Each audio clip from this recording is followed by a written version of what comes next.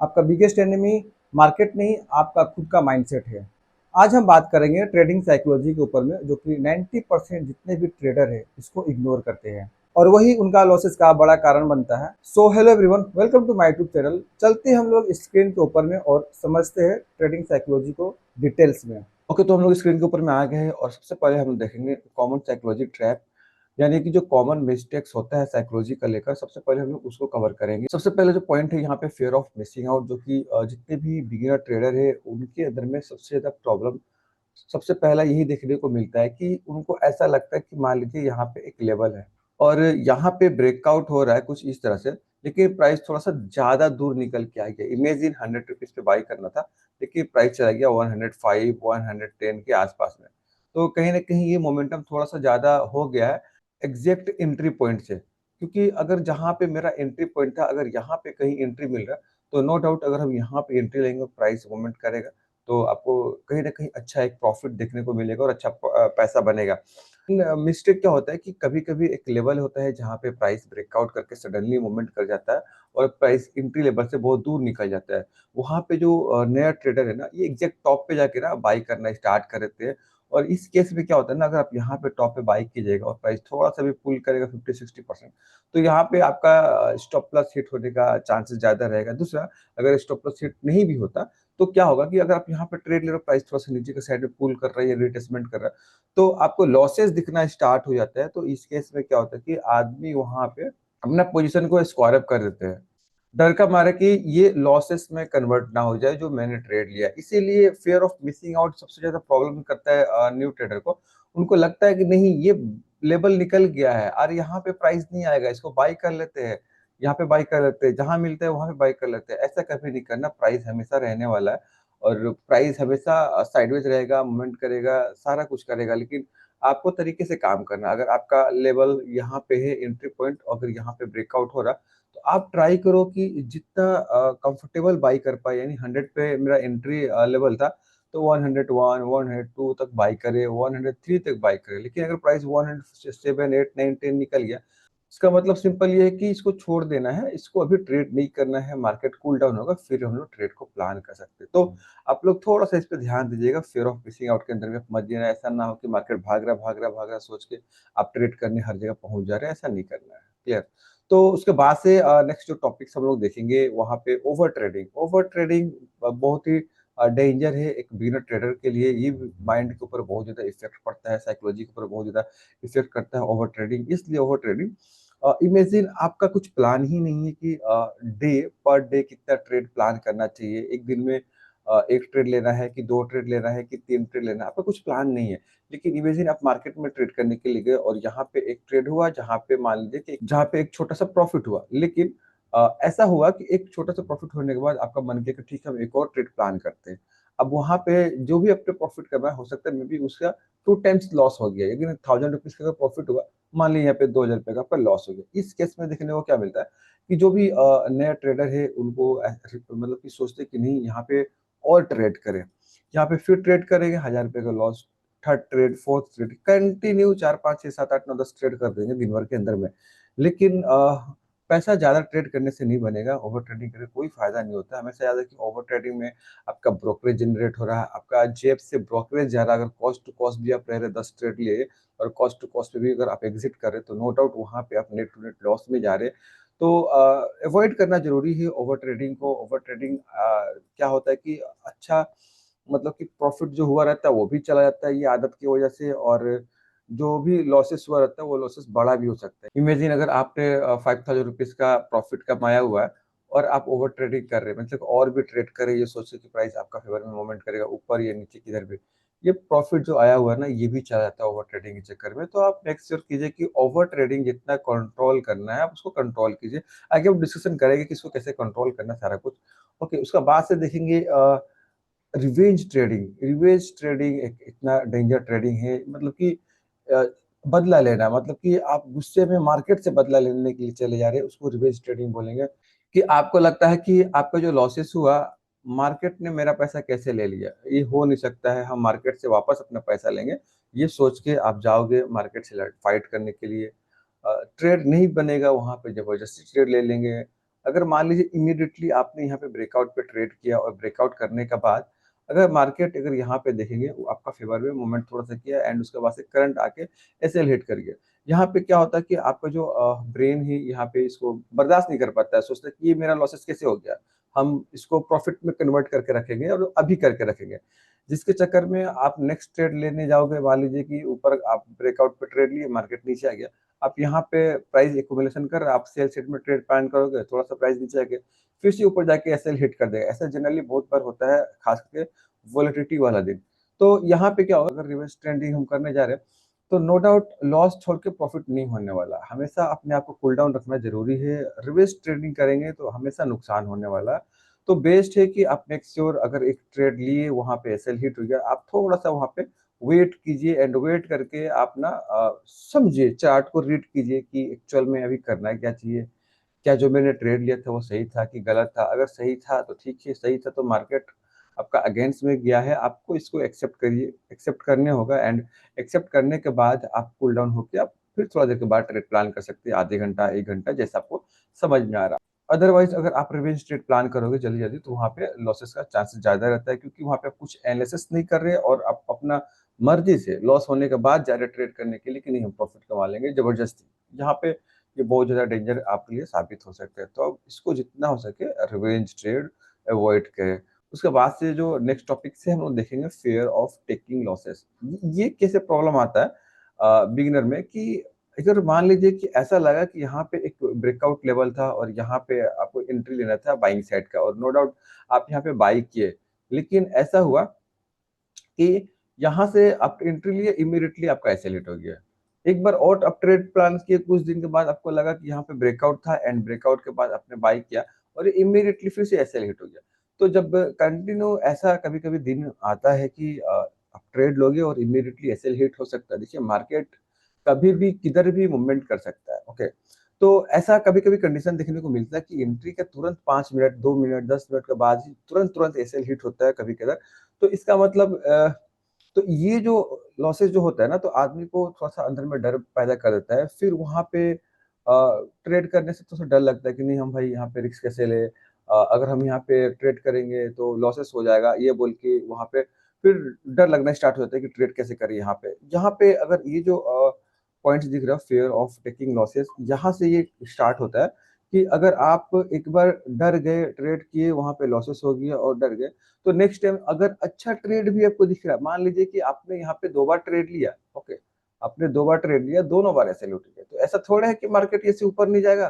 लेकिन जब third time आएगा ना, यहाँ पे आपको डर लगेगा और आप वहाँ पे ट्रेड नहीं करोगे, मार्केट सीधा ऊपर का साइड में निकल जाएगा। तो ऐसा कभी नहीं करना, आप हमेशा अपना रिस्क को ट्रेड करो।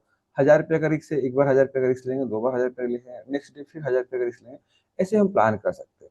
तो उसमें क्या होगा कि अगर आपका जो प्लान है ₹1000 का रिस्क और उसके हिसाब से प्लान किए, तो उस ट्रेड को लेने में डर नहीं लगेगा। अगर आगे से ही सारा कुछ प्लान है तो। तो एक बार हमेशा बात याद रखिए कि ऐसा हमेशा बार-बार नहीं होगा कि आप एंट्री लीजिएगा बाइंग साइड में और मार्केट आपका एसएल हिट कर देगा। आप एंट्री लीजिएगा बाइंग साइड में और मार्केट आपका एसएल हिट कर देगा। तो chances is very, third time अगर ये ब्रेक कर रहा है तो ये फिर ही कंटिन्यू निकलने वाला है। तो क्या होता है ना, ब्रेन ने इसको देखा रहता है कि 2 बार मैंने यहाँ पे ट्रेड किया और यहाँ पे मेरा लॉसेस हो गया।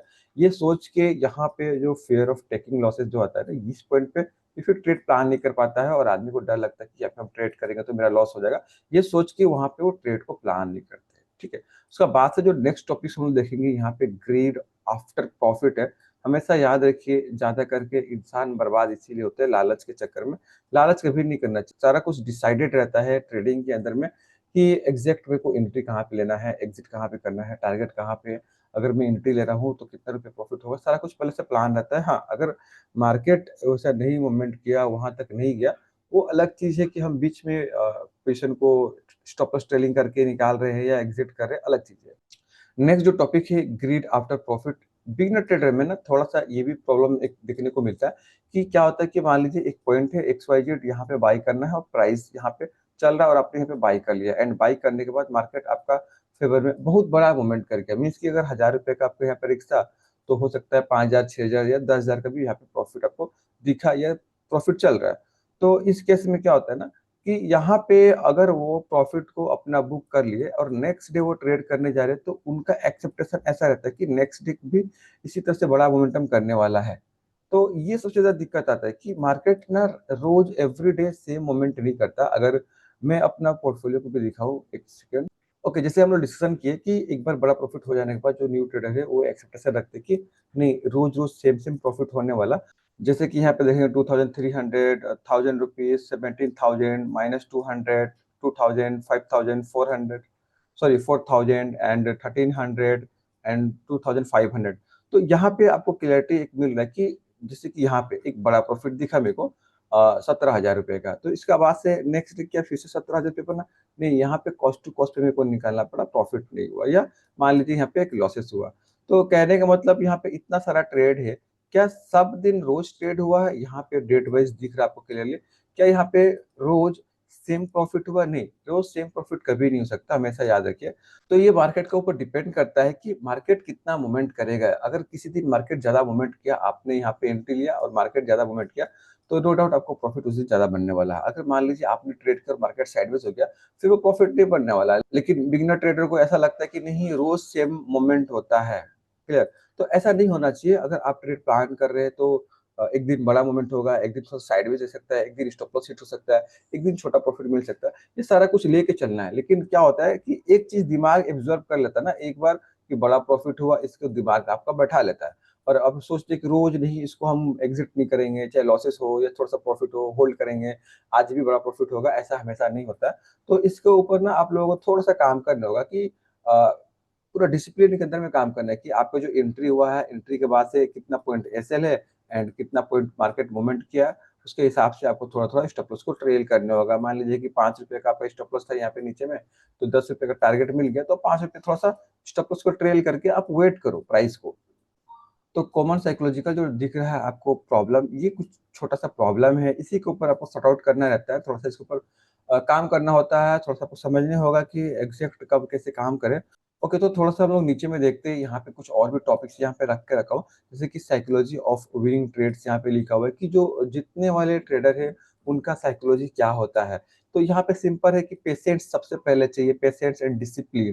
क्योंकि जो भी लोग ट्रेड को अच्छे से एग्जीक्यूट करते हैं और ट्रेड को प्लान करते हैं, वो पेशेंट से अपना एंट्री का लिए वेट करते हैं, जब तक उनको एंट्री नहीं दिखता है, वो अपना एंट्री लेते नहीं हैं, पूरा वेल डिसिप्लिन रहते हैं, क्योंकि डिसिप्लिन के ही अंदर में आप पेशेंस ला सकते हैं। अगर आपके पास डिसिप्लिन नहीं है, तो पेशेंस भी नहीं आ सकता है।